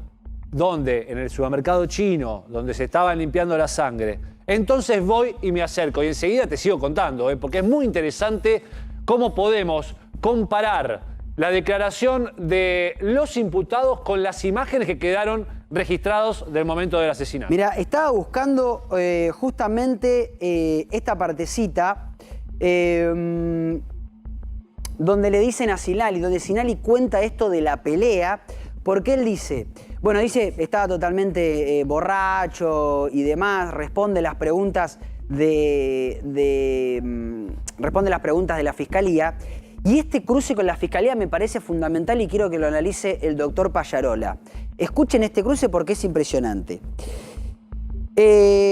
Solo voy a responder preguntas de la fiscalía, dice él, y sobre mi persona, lo mismo que hacía Thompson. Vi que estaban tacleando a un amigo y lo tomé como una forma de agresión. Hasta ahora nadie había hablado de tacle. Es el primero en hablar de tacle. Es rugby. Ya, está bien, pero... Thompson ha dicho, vi que le pegaban a un amigo. Ahora él dice, vi que tacleaban a un amigo. Pegar y taclear son 2 cosas diferentes. Y ellos lo conocen porque se dedican la mayoría a jugar totalmente, rugby. Pero lo que buscan justamente es diseminar la información en escenarios no operantes en la realidad, pero que pueden confundir, o alterar o condicionar algún tipo de razonamiento abona la teoría lógico. de la duda. Lógico, pero es una... Exactamente, pero es una locura. Le pregunta el fiscal, ¿se cruzó con alguna persona tirada en el piso? Y él responde, la verdad que vi un tumulto de gente y lo bordeé. O sea, vi un tumulto de gente y fui por el costado, dice Blas Sinali. ¿Por qué dice que fue una pelea si nadie lo agredió? Porque él hasta ahí no había dicho que nadie le había pegado. Dice que vio el tumulto y que vio cómo tacleaban a un amigo. Pero si a vos nadie te agredió, ¿por qué decir que fue una pelea? Lo vi como una pelea. Estaban agarrando del pie a un amigo. Imagínate que agarrar del pie a un amigo, ellos evidentemente lo estaban tomando como una pelea. ¿Vio a alguien? Tirado prácticamente en la vereda, ¿no? ¿Vio a alguien pegarle a algún amigo? Y Sinali dijo que no. O sea, el fiscal le empieza a preguntar y dice, usted habló de una pelea. Su amigo Thompson, no se lo dice así, yo se los explico. Thompson dice que le estaban pegando a alguien. ¿Usted se metió o vio que estaban tacleando a un amigo, pero vio que le pegaban a alguien? No, dijo. Y Thompson dice lo contrario. Thompson dice que sí vio que le pegaban a alguien. Entonces, ¿qué pasó para los Ravier? ¿Le pegaron a alguno de ellos o no le pegaron a alguno de ellos? ¿Taclearon a alguno de ellos o no taclearon a alguno de ellos? Estas son las cosas que no termino de entender por qué se largan a declarar con versiones tan disímiles una con la otra. Porque justamente lo que están buscando todo el tiempo es evadir la responsabilidad de tener que asumir las conductas que tuvieron en ese momento. Y en algún punto no dejan ningún hilo que pueda atarse con el otro y que pueda construir una verdad material por parte de la defensa. Esa es la realidad. Más de la declaración de Lucas Pertossi. Dale. Y escuchá, porque si unimos Lucas Pertossi y la palabra caducó, vos sabés quién lo dijo. El audio. Y ese es el momento. La palabra en ese audio. Mirá, Alguien me dice que hubo una pelea. Acá está, mirá. Ese es el momento. Es este momento. La frase es otra que dijeron, yo en ningún momento pasémosla le pegué a que Fernández, está. Pero pará, mirá. este es el momento. ¿Ves que está acá, que es el mismo chico que tiene el pantalón y que tiene la remera negra? Bueno, esta es la remera negra que tiene un vivo blanco, que era Element, me parece que decía, ya no me acuerdo ni lo que decía. Y este es el momento que está con el celular, está viendo la escena, está viendo que se acercan las ambulancias, que se acercan los bomberos, que se acerca la policía, que le hacen RCP a Fernando, y ahí es cuando él dice, che, parece, acá están todos gritando, se acercó la ambulancia, caducó. ¿Qué explica ¿Qué de explica? ¿Qué explica? Porque es parecido a lo que había dicho Sinali también. El pibe me dice, le cuentan a él, dice Lucas Pertossi, que en ese momento que va a la esquina, que es esa imagen que vos ves, por eso la pusimos ahí. Sí. El pibe me dice que alguien le dice que hubo una pelea en Lebric, que habían llamado a una ambulancia y que el pibe había caducado. Por eso mandé ese mensaje. Pero ahí es donde pará. O sea, todo el tiempo relatan como si hubiesen sido ajenos a lo que pasó. Sí, como que no participaron. Me contaron que hubo una pelea, me contaron que alguien caducó, entonces yo repetí caducó. Todo el tiempo parecen ser ajenos. Me contaron que habíamos matado a uno y yo dije matamos a uno. Claro, la gente decía que habían matado a uno, entonces yo dije matamos a uno. Pero lo curioso de todo es que en las declaraciones, en la mayoría de ellas, la fiscalía le muestra los videos, esto que vos estás viendo, y le van diciendo, ¿usted se reconoce en este video? Y todos dicen, sí, este soy yo. Sí, este soy yo. Sí, pegué un par de patadas. Sí, pero no sé a quién. Todos se reconocen en los videos, pero cuando después hablan de lo que hicieron después, parecería ser como si fuesen ajenos. Dicen, nosotros no fuimos a festejar, pero aparecen comiendo hamburguesas en McDonald's. No fuimos a festejar, pero el propio Blas Sinali dice, ahora nos vamos al centro a premiar. No sabíamos que habíamos matado a nadie, nos enteramos al día siguiente en la comisaría, pero ahí dice, mandamos a unos sin signos vitales al hospital. Y este dice caducó. ¿Y por qué dice caducó? No, porque lo escuché por ahí. ¿Te das cuenta? Por eso yo te decía que en este programa te estamos explicando y estamos tratando de que vos entiendas cuál es la estrategia que ellos están tratando de esgrimir en el juicio. 17-17. Estamos en vivo y nos vamos rápidamente a Dolores, al penal de Dolores. Porque están por llegar los padres de los rugbyers. Cristian Balbo, dale. Martín, bueno, estamos atentos aquí en la puerta de la unidad número 6 de Dolores, expectantes a ver qué es lo que sucede. Yo quería ir por aquel lado, si podemos vamos a ir por atrás para evitar cruzarnos con los colegas. Dale, pero quería recorrer un poco para mostrarles y tener presente dónde estamos, dónde nos encontramos. Fíjense ustedes que por aquí hay un vallado ubicado que de alguna manera lo que hace es cerrar esta calle para evitar que los vehículos con los familiares puedan ingresar por este sector. A ver, hay información de que tal vez, dadas las circunstancias, porque hoy es un día especial y después de los incidentes que se registraron, Martín, en el Palacio de Justicia, cuando salieron y tuvieron que hacerlo con personal de infantería, con el grupo de apoyo departamental, que tal vez tengan que suspender la visita en el día de hoy y solamente ver la manera de acercarles alimentos. Acá hay personas que están enfrente, no sé, hay personas que se acercan. No sé si tiene algún tipo... Claro, Cristian, era la versión que había más están acercándose acá al penal, vemos que están... No, vinimos a apoyar. ¿Vienen a apoyar? Venimos a apoyar la marcha. Sí. ¿A apoyar la movilización de hoy? Sí. ¿Van a ir al anfiteatro? Sí. ¿Y por qué decidieron venir acá a la puerta del penal? No, estamos dando vueltas hasta hacer tiempo. Y salimos justo. ¿Salieron justo? ¿Vinieron acá hasta el penal? Sí, sí. Para ver. ¿De dónde vienen? De Buenos Aires. Sí, ¿y pasaron por aquí y entraron en Dolores para esta movilización? Apoyar a Fernando. Así que, nada. Es eso. Mucha gente que se va sumando. Que fíjense ustedes que se va acercando, fíjense que muchas gracias, han decidido acercarse aquí también hasta la puerta del penal, porque claro, la convocatoria es a las 20 horas, pero yo quería mostrarte esto, fíjate vos, acá tenemos lo que es el acceso a la unidad número 6, donde están alojados desde que comenzó el juicio oral, las 13 audiencias, habían estado alojados aquí también en febrero del 2020, que fue cuando los detuvieron. Y acá lo que tenés vos es el Qué bueno costado que estás mostrando, lateral. sí, dale.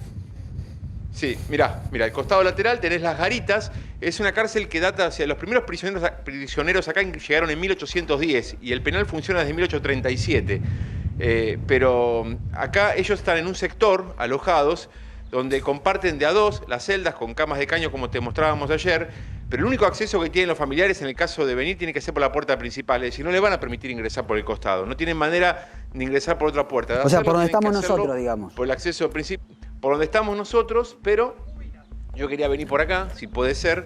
En el caso de traer los alimentos, hay una ventana preparada, que es por donde podrían ubicar los alimentos. Pero fíjate vos que si no, todo el perímetro del penal es un gran muro, en altura, bien alto, que tiene, te diría, cada 50 metros una garita con un efectivo del Servicio Penitenciario Bonaerense.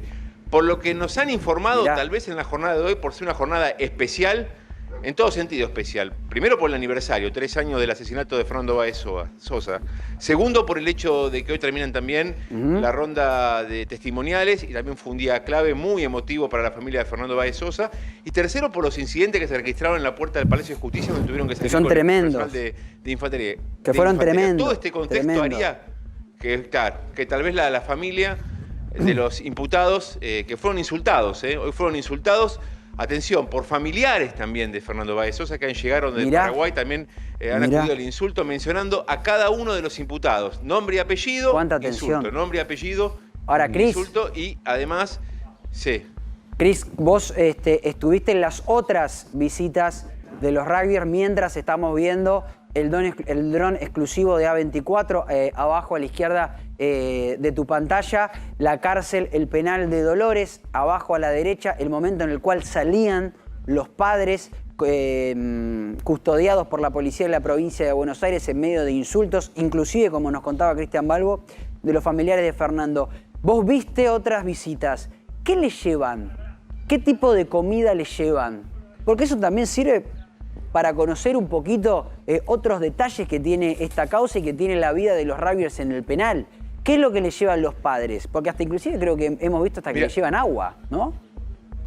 Sí, estamos hablando de jóvenes de entre 21 y 23 años, las edades de los 8 imputados. Es decir, son jóvenes que a la hora de hacer su pedido comen todo tipo de alimentos, es decir, pueden traerles alimentos perecederos y no perecederos, y además también todo lo que tiene que ver, digamos, con el vestuario para ellos, también comida enlatada, sabemos que le han traído en varias oportunidades, ese tipo de botellones o bidones de agua mineral, bidones importantes de agua mineral, sobre todo aquí para esta época de verano, y te repito, ellos están ocupando celdas de A2, son tipo cuchetas, y cuando vienen como solemos ver en los penales, ahora con los bolsones, la vamos a mostrar, busquemos los padres la foto, cargando los bolsones, y hay una ventana ahí donde dice oficina de visitas, con esos bolsones, con los bidones de agua, con los bolsones, con los alimentos no perecederos, con las latas. Sabemos que también han pedido que les traigan frutas. Bueno, todo eso pasa por una inspección. Son distintos controles que tienen que superar los padres, ¿no? Sí. Donde hay una requisa también de todo lo que reciben, como sucede en cualquier penal de todo el país. Y a partir de ahí todo ese alimento llega al sector donde están los imputados, que recordemos, ya llevan 13 días alojados acá. Cristian, están en Melchor Romero, en realidad, en La Plata. ¿Tienen la posibilidad de tener teléfonos celulares adentro del penal? No. ¿Ellos tienen posibilidad de tener teléfonos celulares para comunicarse con los padres?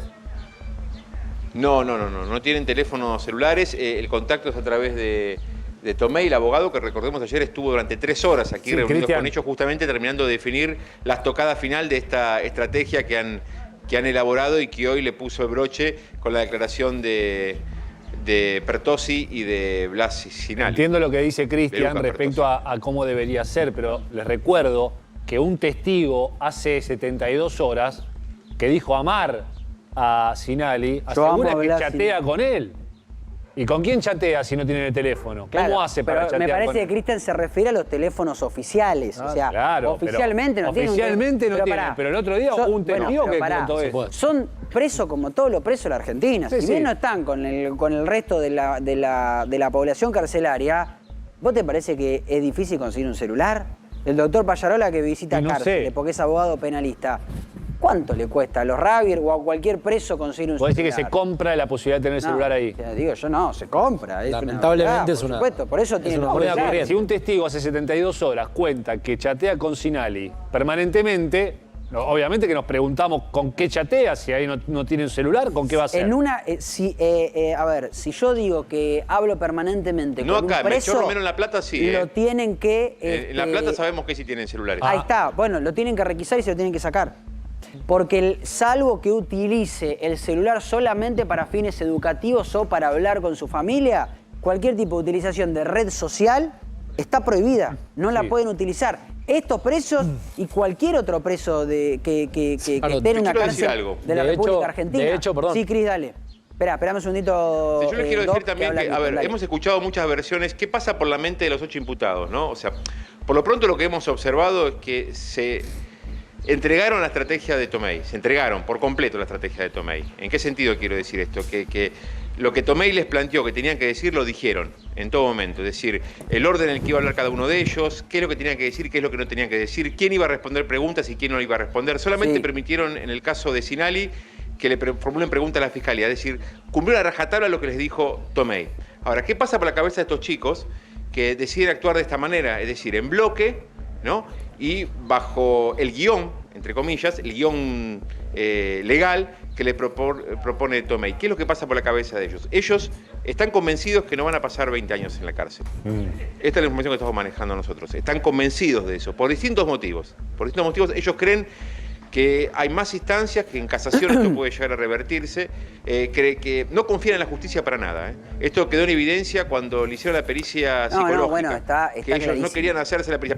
Pero ¿qué te quiero decir con esto? En la mente de estos chicos, están que quieren superar esta instancia, y ellos tienen la idea de que no van a pasar 20 años en la cárcel. ¿En qué te quiero decir? Inclusive se llegó a mencionar tal vez la intención de que habían comentado intención de fuga, por ejemplo. Estamos hablando de chicos de 21 y 23 años. Digo, lo que pasa por la cabeza de estos chicos, evidentemente, que no son conscientes todavía de que esta es la realidad. Y que la realidad es que ante la condena y pasado casación, estos chicos pueden quedarse aquí hasta los 50 años. Ellos están convencidos mentalmente a 3 años del crimen que no va a ser así.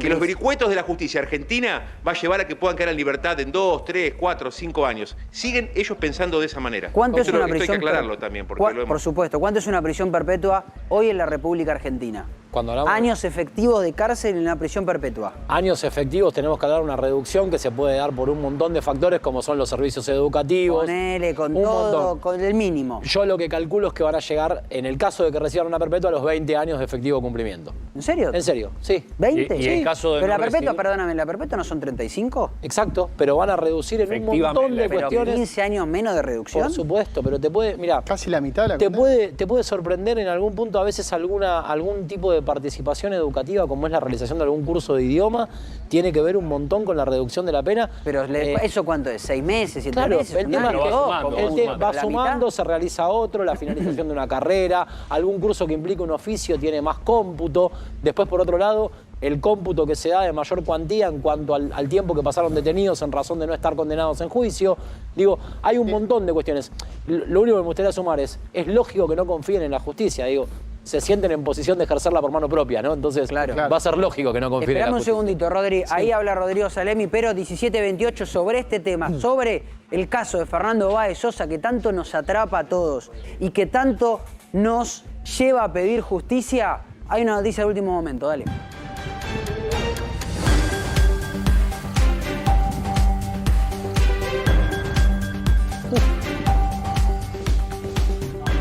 Acaba de tuitear Fernando Burlando y el tuit es importante para ver, para conocer, para saber cuáles son los puntos importantes del día de hoy para justamente el abogado de la familia de Fernando Báez Sosa. Muchos te los estuvimos explicando acá. Dice Fernando Burlando en su tuit: en el reino del revés, 2 peritos dicen que una maniobra de RCP mata y terribles patadas en la cabeza no. Esto se refiere, por supuesto, a lo que estuvimos analizando con Rodrigo Salemi, a los peritos de la defensa. Quería encontrarme con eminencias del peritaje y trajeron a piñón fijo. Es siempre muy fuerte, muy ácido, muy directo, Burlando. Otro manotazo de abogado de la defensa que puso en duda la autopsia y la causa de muerte de Fernando. Esto acaba de tuitear Fernando Burlando haciendo hincapié no tanto en las declaraciones de Lucas Pertossi y de Blas Sinali, sino en lo que dijeron los peritos médicos. Sí, Rodri, dale. Sí, a ver, es todo esto que tenemos acá, no es que lo estamos inventando. Acá le vamos a mostrar todo esto es lo que escribieron el doctor Fenoglio y el doctor Bellich. Es a lo que se está haciendo referencia el doctor Burlando. Nosotros tenemos un poquitito más de cuidado, no podemos tratar como opinión fija, son colegas, son respetables. Por supuesto. La verdad que no tenemos ese tipo de opinión. Pero lo que sí hay que decir es algo muy claro. Hay que intentar contextualizar el hecho para darle una validez al acto médico. El acto médico fue realizar la autopsia para determinar de qué había muerto Fernando.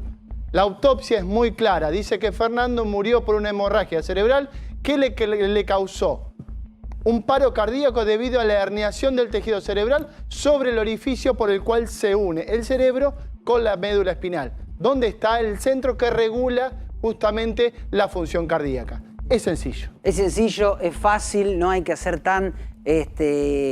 A ver, por supuesto que los médicos son respetables, los médicos de la defensa son médicos con experiencia. Nosotros acá de lo que hablamos es de lo que dijeron hoy, de lo que opinaron hoy, de lo que se interpretó hoy en esta audiencia. Te repito, el 25 día fundamental. El 25 realiza los alegatos, la querella, o sea, Fernando Burlando, y también los fiscales, y el 26 la defensa. Y quiero que me expliques esto, Doc. Explicarle a la gente qué es un alegato y para qué sirve un alegato. Porque la jueza, en este caso, ya escuchó todas las pruebas. Probablemente ya tiene en la cabeza para ella qué fue lo que sucedió en ese momento, y hasta incluso ya debe tener una idea de cuáles son las penas que ella va a firmar. Ella y los dos vocales, ¿no? Porque si ella vota una cosa y los otros dos votan otra, termina perdiendo. Vota en disidencia. Pero ella ya lo debe tener marcado en la cabeza. ¿Qué es lo que van a decir o para qué les sirve a los jueces del tribunal un alegato? En un análisis técnico, el alegato en realidad implica el planteo de una hipótesis. Una hipótesis respecto de lo que se valoró durante el debate oral. En el marco o en torno a esta hipótesis, uno lo que puede lograr o lo que puede buscar es conseguir un razonamiento fáctico, técnico, jurídico por parte del jurado en razón de imponer una sentencia que, si bien como vos muy bien marcás, ya existe un razonamiento por parte del jurado en cuanto a la valoración de la prueba, los testimonios y todo lo que puede observar y percibir en el juicio, también la realidad es que ese alegato puede plantear escenarios que no estuvieron planteados inicialmente en el momento del debate y que conforman una hipótesis que después se contrasta con la realidad de la prueba. ¿Puede cambiar algo cuando en el alegato dice, bueno, en la defensa yo pido tal cosa? Burlando va a decir yo pido otra cosa, que es prisión perpetua, y la querella también. ¿El tribunal puede decidir otra cosa o tiene que simplemente circunscribirse a alguna de las cosas que le pidieron las partes? ¿Se entiende la pregunta? Lógicamente, por supuesto, no. El tribunal es el que, en algún punto, en la interpretación de las leyes, termina de dar una sentencia ajustada a lo que prescribe una normativa legal. Sí. En esa línea puede desprenderse claramente de cualquiera de los dos planteamientos, o en este caso de los tres, porque hay un planteo fiscal, un planteo de querella y un planteo de defensa. El juzgado tiene su propio criterio. Ahora bien, lo que sí tiene es la obligación de contestar a los planteos realizados respecto de cada una de las partes, como ser negativa, en este caso al planteo de la defensa, o negativa al planteo de la querella, y en ese caso la lectura de una sentencia razonable en cuanto al entendimiento del juicio. Es nuestra misión en este programa que vos lo entiendas, que sepas fácil, como te lo estaba explicando recién el doctor Pallarola, el doctor Rodrigo Salemi, como recién Pablo Ponzone te sumaba información, que entiendas fácil lo que está sucediendo y sobre todo lo que va a suceder.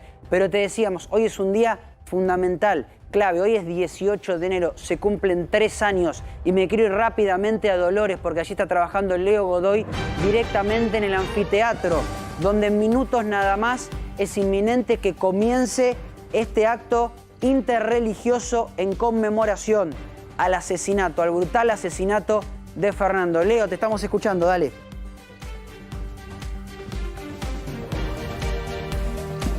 A ver, Leo, tengo un problemita con el micrófono. A ver si podemos chequear.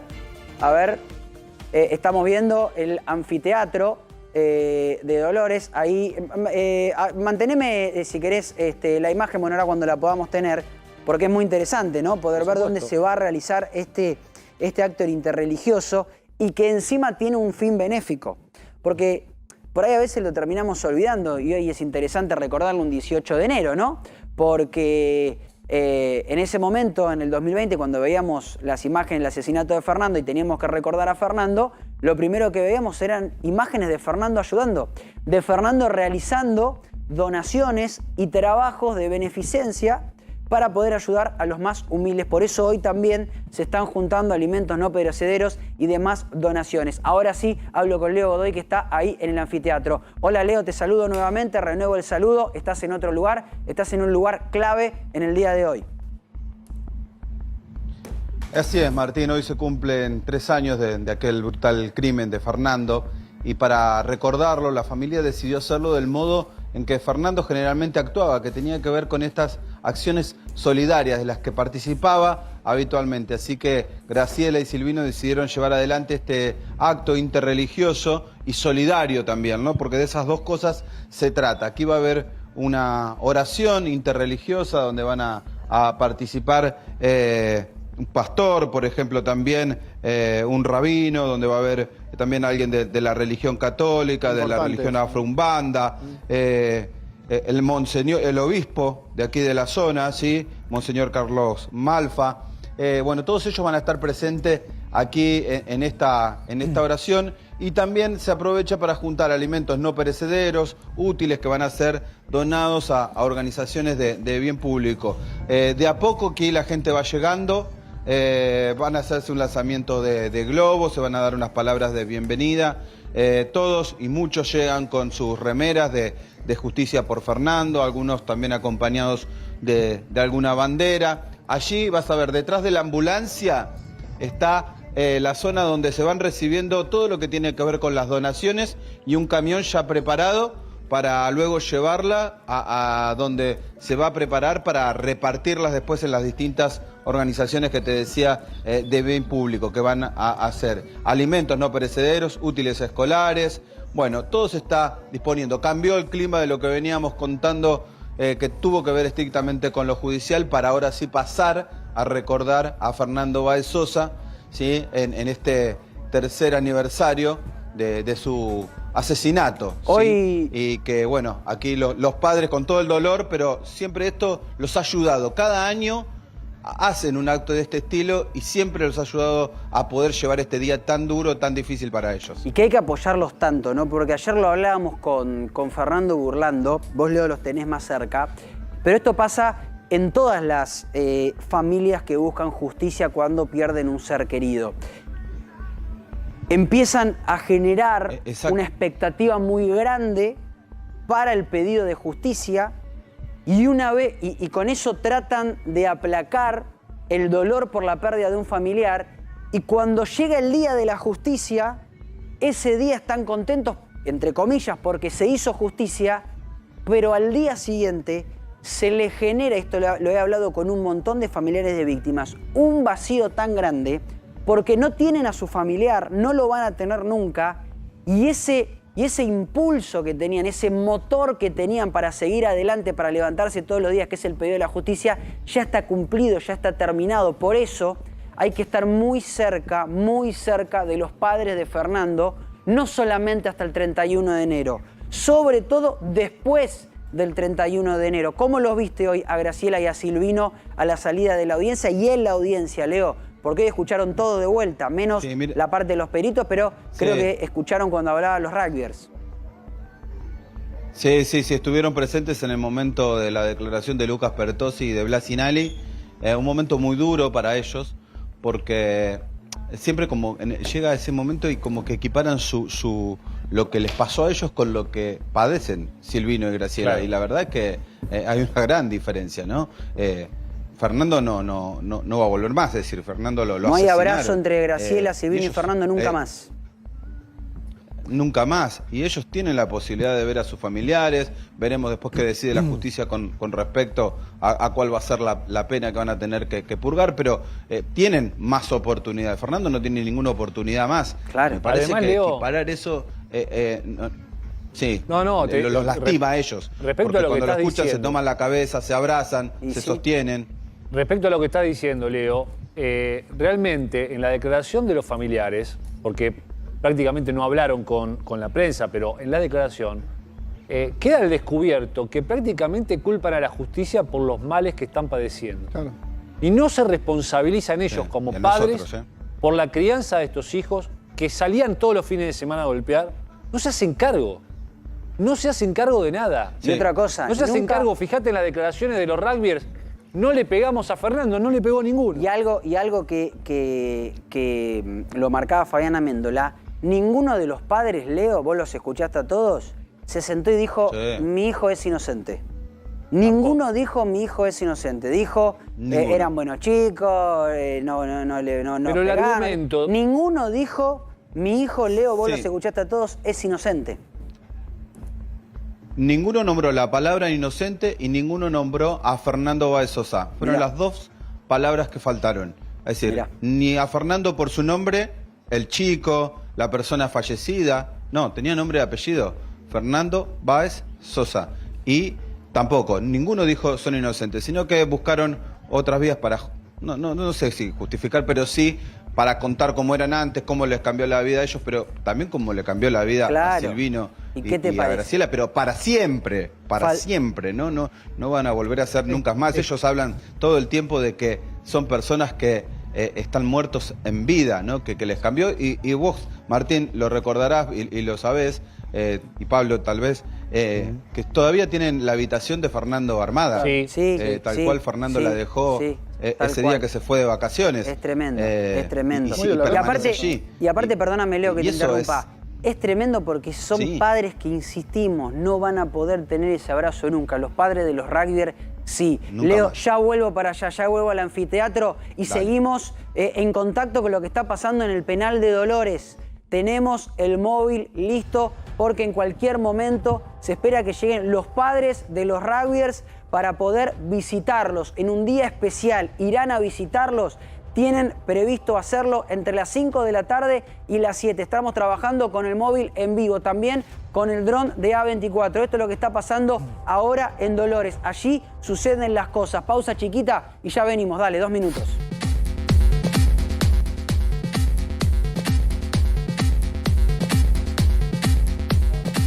...17:46 y te contábamos que estamos todos a la expectativa de lo que está por pasar en Dolores. Sobre todo en la prisión de Dolores, porque están a punto de llegar los padres de los rugbyers. O por lo menos eso es lo que se espera, Cristian Balbo. Así es, Martín, todo es expectativa aquí en la unidad número 6, en el penal de Dolores, el penal más antiguo que tiene la provincia de Buenos Aires. Atención, porque estaba leyendo recién, 1890, en este penal, por ejemplo, le sacaron los grillos a los presos por primera vez en la República Argentina. Bueno, acá están los 8 imputados, detrás están los móviles de traslados con los cuales los trajeron desde el Palacio de Justicia. Hubo algunos incidentes cuando el grupo de apoyo departamental tuvo que intervenir para que los padres de los imputados pudieran retirarse, pudieran salir. Pero bueno, estamos expectantes porque había una versión de que tal vez, dadas las circunstancias, porque hoy es un día especial, estamos ya en la cuenta regresiva para lo que va a ser el homenaje en el... Acá hay personal, mira, acá hay personal también de eso te iba a decir, ¿hay seguridad preparada para cuando llegan los padres o no sucede eso? ¿Llegan de improviso? No hay seguridad aquí, al menos a la vista. Aparece cada tanto algún efectivo del servicio penitenciario haciendo el rondín. Y después lo que tenés son los móviles con los cuales trajeron a los efectivos, que estacionan en el lugar que están observando ustedes. Y a primera hora de la mañana, antes de que se inicie la audiencia, los preparan, los cargan ahí y los llevan hasta el Palacio de Justicia, que queda a unas 9 cuadras. La versión que estamos manejando es que, dado el contexto y sumado a que mucha gente se ha acercado aquí desde la ciudad de Buenos Aires, han llegado en combis, también hemos visto que llegó gente desde Salta, gente que llegó desde Montevideo, Uruguay, van a estar hoy en el anfiteatro para la oración interreligiosa, con lo cual los familiares de los imputados, sobre todo después del episodio que tuvieron que atravesar para poder retirarse del Palacio de Justicia, tal vez desistan de venir hoy y lo hagan en otra oportunidad cuando la situación se descomprima un poco, ¿no? Quiero preguntarte, Cristian, respondémelo en un ratito, te dejo la pregunta picando. ¿Dónde están viviendo los padres de los rugbyers? ahí en Dolores. ¿Viven en Dolores o viven en alguna localidad cercana? Ya vuelvo para allá y me lo contestás. Y en instantes vamos a pasar por el anfiteatro de Dolores, donde se va a realizar en este día tan especial esta misa interreligiosa por el 3er aniversario del crimen de Fernando Báez Sosa. Misa o acto interreligioso que comienza en algunos minutos nada más. Corte y ya te mostramos todo, dale.